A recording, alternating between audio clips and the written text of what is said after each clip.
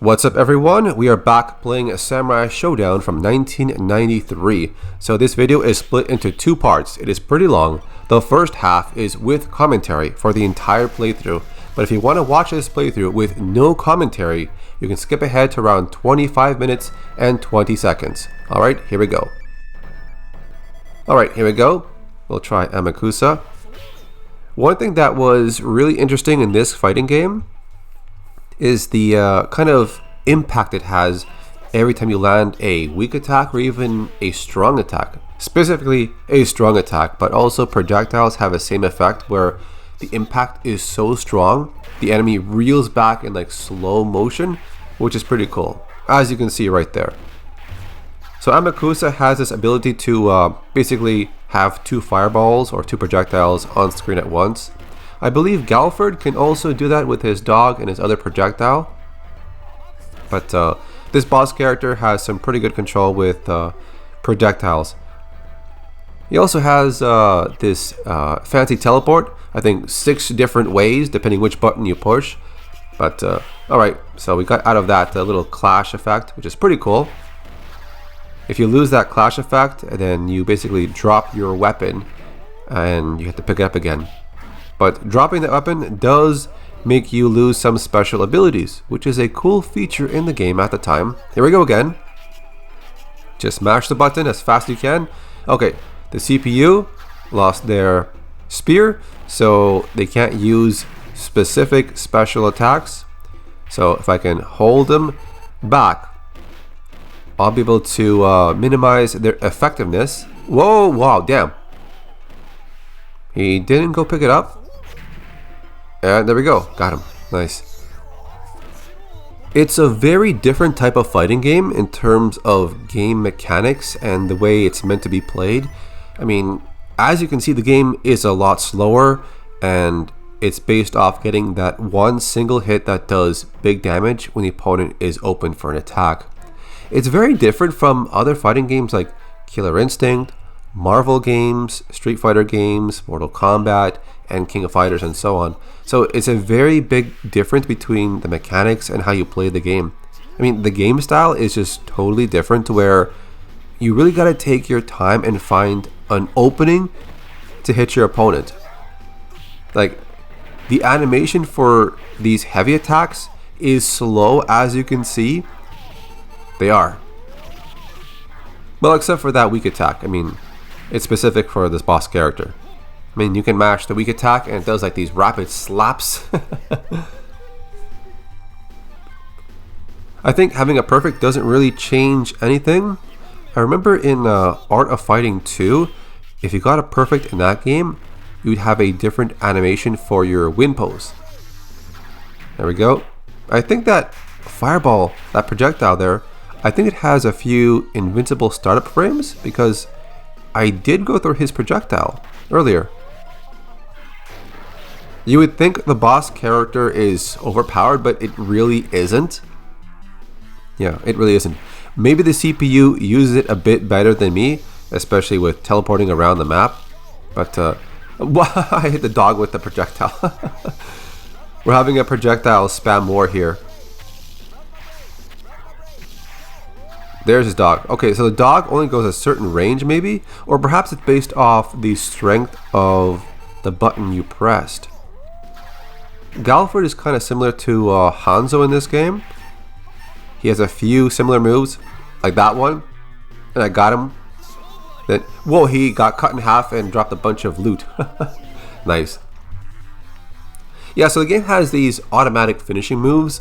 Like if you hit them with like, I think a standing weak attack or a standing strong attack, when the enemy has low health on their second life bar, they die with a specific death animation, which is pretty cool. The other one is like you cut them in half across the shoulder and that upper half slides off. And there's another one where you stab them in like the chest and there's a huge spurt of blood coming out. It's like a geyser in a way. Wow, that was a cool move. Yeah, so I think Wanfu has one of the coolest stages in this game. Like the background, the animation, and the music alone is like a perfect war battle theme. It's nice. It almost reminds me of the Street Fighter 2 hidden stage, the Australian Outback, which is kind of cool in a way. Cool background, cool music. Alright, so anyways, yeah, back to the match here. So yeah, Amakusa has like these multiple slaps with down and weak slash, or even standing weak slash button, which is the A button. You would think the enemy could get dizzied off that, but it doesn't really seem to happen. And Wanfu just turned red, so his power meter is maxed out right now. And I believe when it's maxed out, they do insane damage. Wow, 1 hit! Whoa, okay, wow. So it does carry over to the next round if you have a maximum power meter. Like, okay, he's got a second one. I barely even got one of them, and he's done. Look at that, multiple slaps. Cool. Alright, nice. I also did play Samurai Shodown 4 for only a very short time, like many years ago, but because the game style has evolved in some way to add more features, more game mechanics, more special abilities, it's normally stayed kind of the same. You know, it's still like focused on getting that single hit that does a lot of damage, but in some later games they have changed it to have a bit more combo based mechanics, which is pretty good. It's a change. Oh, I was not fond of these bonus stages. Yeah, mainly because Amakusa has to use one attack to hit them at long range. Yeah, the standing weak attack does a slap, and it does not seem to work to chop these haystacks. 3 more, and oh damn, I failed. Yeah, you know what? I'm not too fond of those bonus stages, so in the future, I'm going to skip those because when you've seen it one time, you've seen it before. You know, it's enough. One time is pretty much all you got to see with those bonus stages. Alright. I do like Hanzo in this game. He is my favorite character, but I find his projectile animation has way too many frames, and the charge up, it takes way too long. It just seems like some special projectiles on certain characters are much better than others, and Hanzo's, it's like this kind of pillar of flame that bounces on the floor, but it's so slow, like, you know, you can see it a mile away. But he does have this cool Izuna drop, which is nice. That move there is pretty cool, but it's got this bouncing effect when you block it, so it could be punished by certain attacks on the way down. He also has this way he can kind of teleport across the map and have like 4 clones of himself, which is pretty cool. And based on the button you press, he can actually land at specific locations. One thing I like to do with Hanzo is like do that teleport with the 4 clones or the 4 shadows, and use one that teleports behind the opponent, and as you come out of the animation, you can do the Izuna drop if you're close enough. But overall, it's like a really cool effect just to see it in action. Anyways, so we're going to try to keep him in the corner with multiple projectiles, and there we go. There it goes. That's a pretty cool projectile. Like, I mean, you launch it forward, it has short range, but then it comes all the way back and behind you off screen. So in a way, it's kind of a way to have a projectile come behind you if someone tries to jump over you in a way. But at the same time, you have the ability or the option to basically throw that ghost projectile of that red demon or so. Alright, we'll jump in. There we go. Wow, knockdown. Oh, yeah, that was a bit too close. If you do that too close, it goes off screen right away, and you won't have that that animation when it comes backwards, which is really good. I don't know why I punched that skull. That was odd. Oh, I just chopped one of those things in the background. That's pretty cool. Oh, it's kind of like those items you can interact with, like in Street Fighter 2. Like with the barrels on Ken stage in one of the versions of Street Fighter 2. Alright, let's go again. Tam Tam. We'll just keep him in the corner. I mean, there's not much to this character. I mean, most of the gameplay is based off projectile spam. It's what the character is kind of designed for. You can use the multiple teleports, but that's just mobility, just to get around. That's pretty much it. And it doesn't really work too well against the computer because they kind of read your inputs, so they kind of know where you're going. So, yeah. And also the teleport, for some reason, like when I use it, it seems like I cannot teleport close enough to get a grab, which is how the computer uses it on me multiple times, but you know, I just can't get it to work. Maybe it's just the timing of when I finish the teleport into its recovery frames. Maybe I just don't time the grab inputs in time. Maybe. I don't know. But anyways, Haomaru has a pretty cool stage also. I believe this one is also shared by, oh, what was his name? The dude with the long hair and the long sword.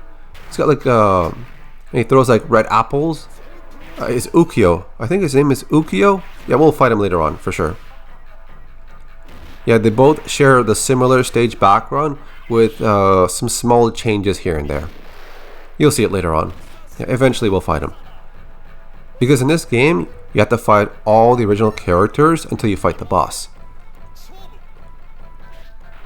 Whereas in other fighting games, they kind of pit you against a select number of enemies in a specific pattern. But you don't really always fight every single one, unlike in this game. So let's. Oh, I can't get off the wall. There's that move. That worked out. There we go. Oh, that was a mistake. I just walked into the tornado. The animations for, yeah, a lot of attacks are so slow, and if you whiff or miss them, you get punished sometimes. And it hurts. It really teaches you not to do footsies so much in this game because if you miss, you're wide open. Oh yeah, but here's something that Street Fighter 2 didn't have. These cool little cutscenes during the single player. It's kind of introducing you to the boss character in some way.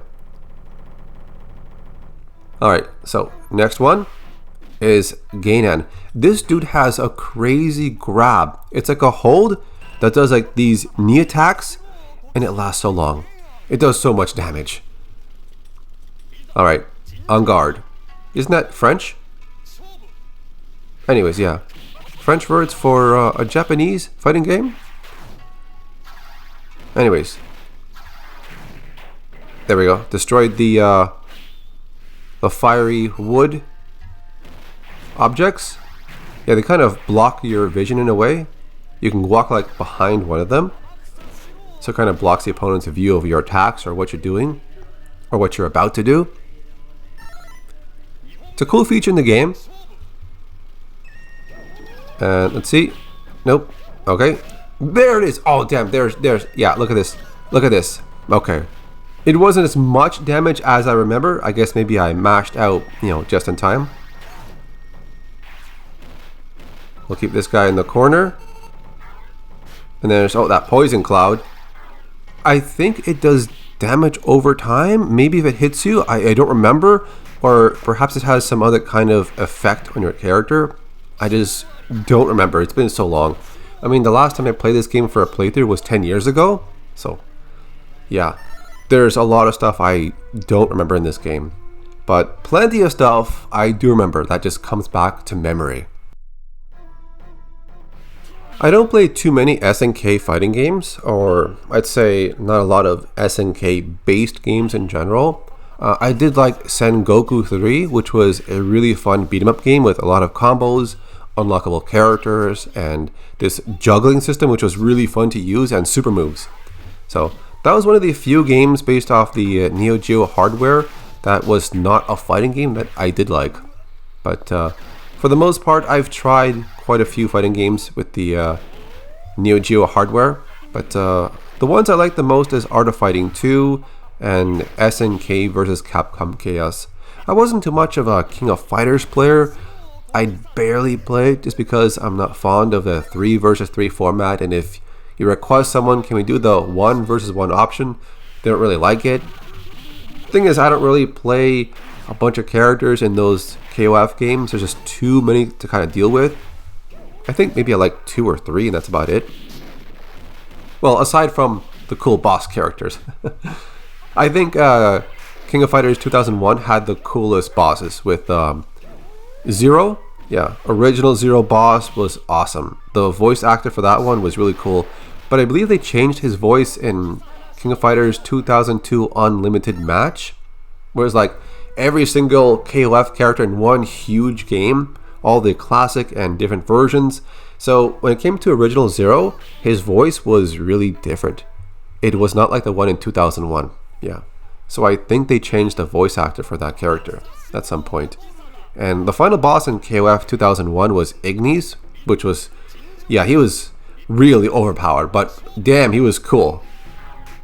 So anyways, Nakoruru, she has a really nice music theme for her stage.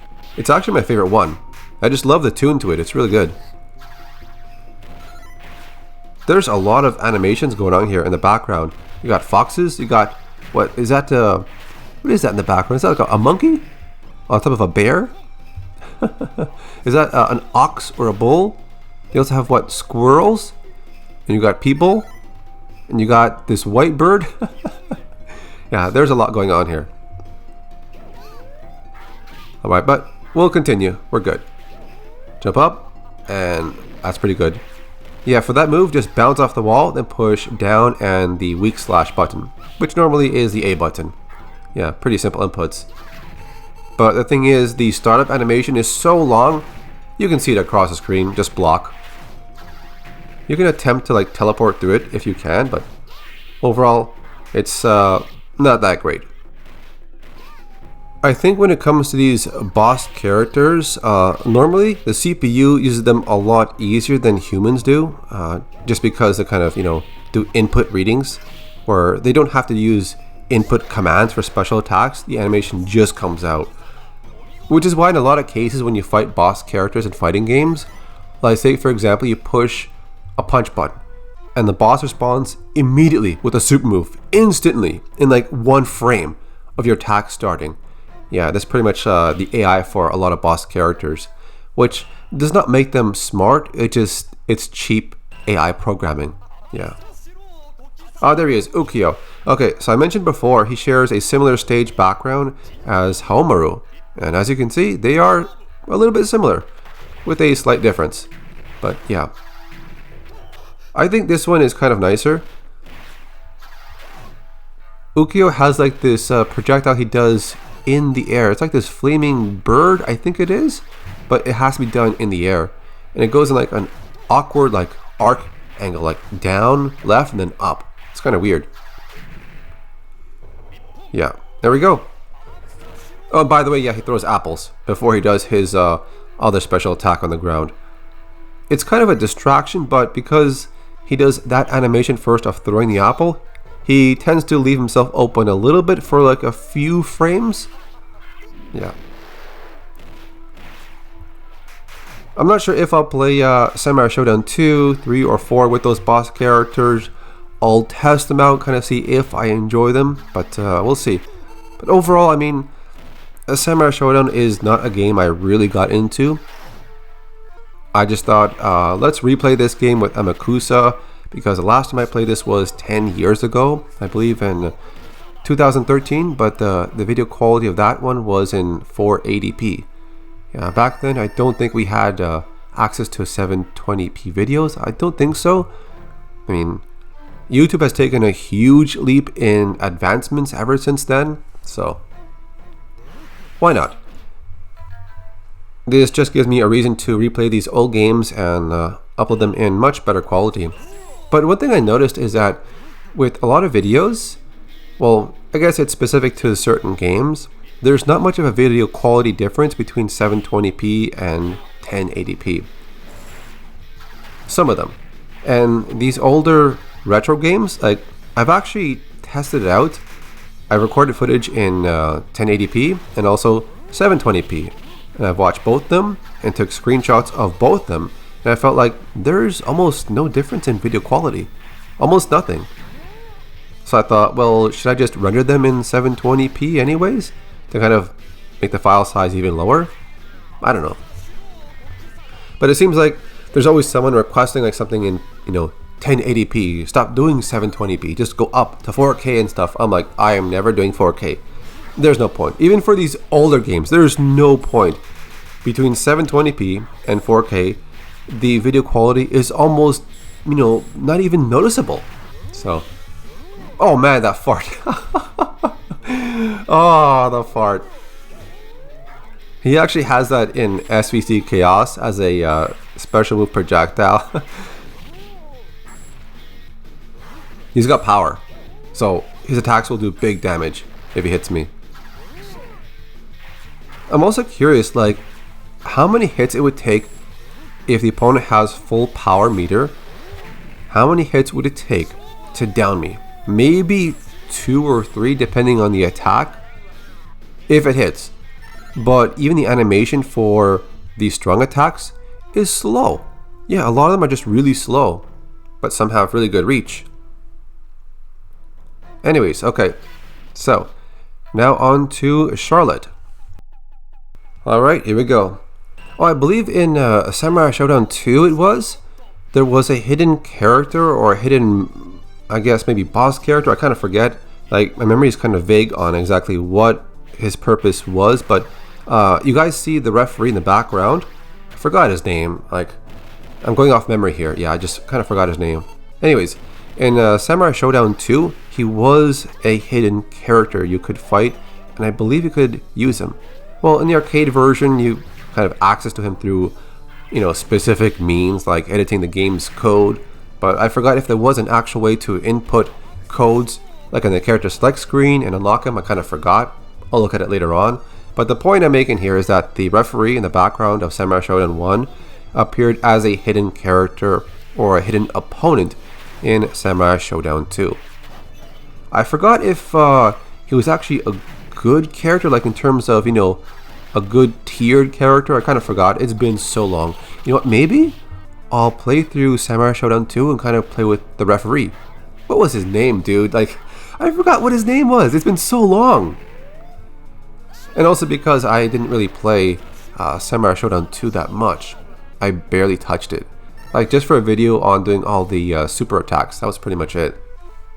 But anyways, I also did like the Boston, was it 3 or 4? I think it was 3. It was Zankuro, that really tall dude who's like, what, maybe 8 feet tall or something? He's got this massive long sword, but holds the handle in an awkward position. Yeah, he was pretty cool. Alright, so this is the last match. Amakusa versus Amakusa. Got the knockdown, move in, and we'll start this projectile spam. There's the low slaps. Good. Oh, he got teleported. Got out. There you go. Whoa, why did it do so much damage? That was like, what, 30% in one... It was a grab, right? I think it was a grab. That's normally what the CPU does. They teleport around. When they land close, they grab you. But his grab animation is supposed to be like a throwaway. Like he flips over you and throws you away. Unless he has like a secondary grab, which I'm not aware of, but yeah. Anyways. There's the low slaps. There we go. There we go. Okay, we'll do this projectiles. Oh, wow. Trade. And, yep, jump back and kick. Got him as he landed. Okay. So, there's supposed to be a cool stage background change in the second part. But, for some reason, this boss character does not go through that animation. I don't know why. I'm not sure. I don't know. So, we're going to fight him on the same stage again without that cool demon in the background that came out of that giant rock in the back there. Anyway, so we'll just continue. We'll finish this. There you go. Landed on the projectile. And we'll set them up for the corner projectile spam. It's mainly to get a bit more stage control. Oh, there you go. Useful. On the way back. There we go. Kind of stuck in the corner. We'll just hold him there. Oh, nice timing. But landed on the projectile. So this one, go for the chip damage. And, oh, got the low attack. There we go. And that is the end of the Samurai Showdown playthrough with Amakusa, the game that was released in 1993. And no, this boss character, at least on the arcade version, does not have an ending at all. Although I do have to say that this character was not as fun to play as other boss characters in other fighting games, but you know, this is an old game anyways. So if you want to watch this playthrough with no commentary, that is up next. So thank you for watching, I'll see you next time.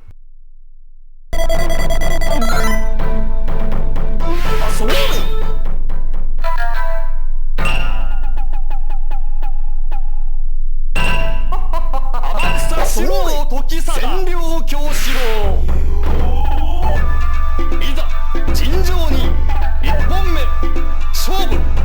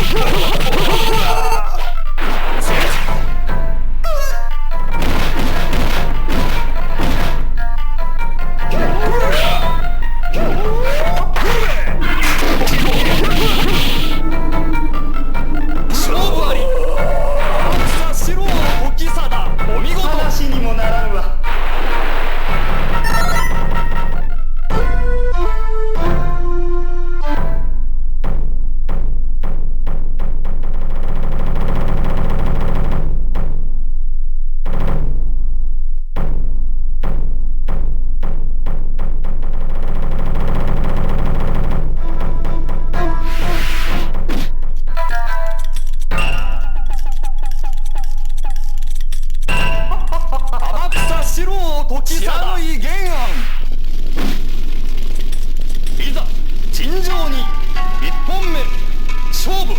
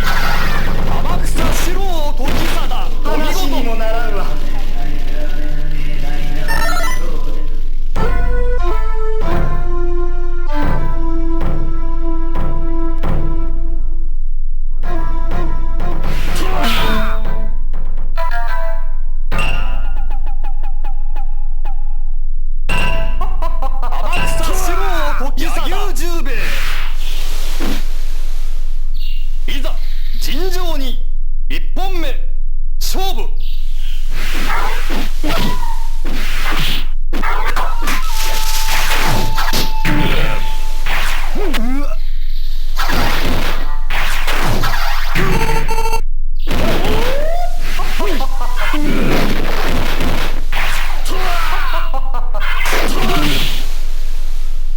一本天草四郎時貞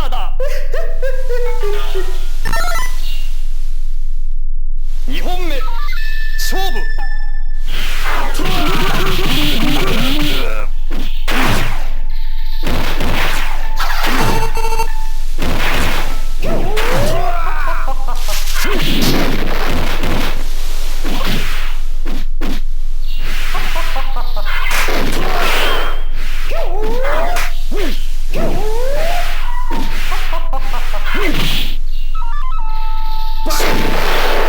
天草四郎時貞お見事。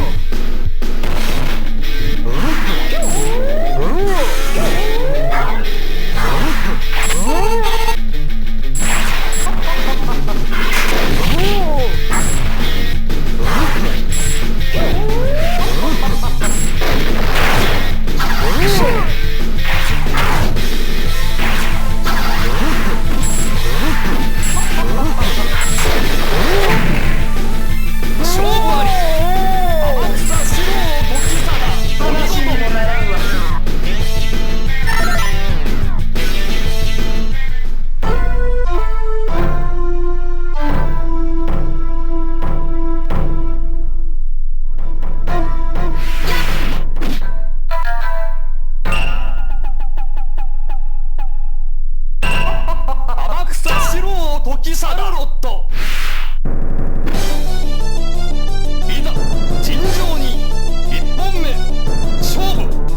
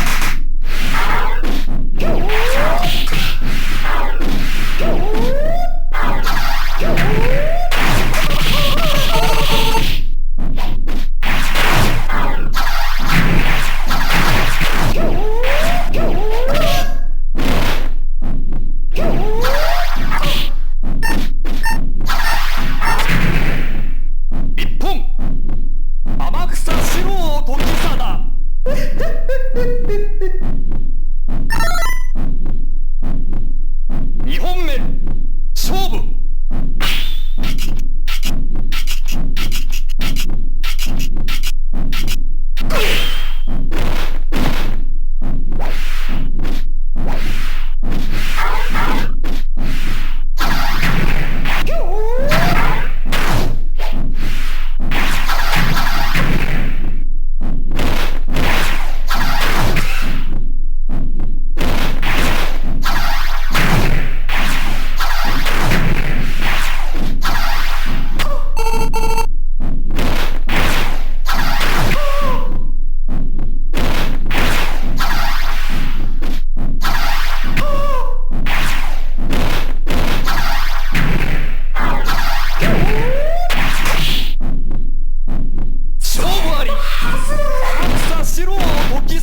お見事話にもならんわ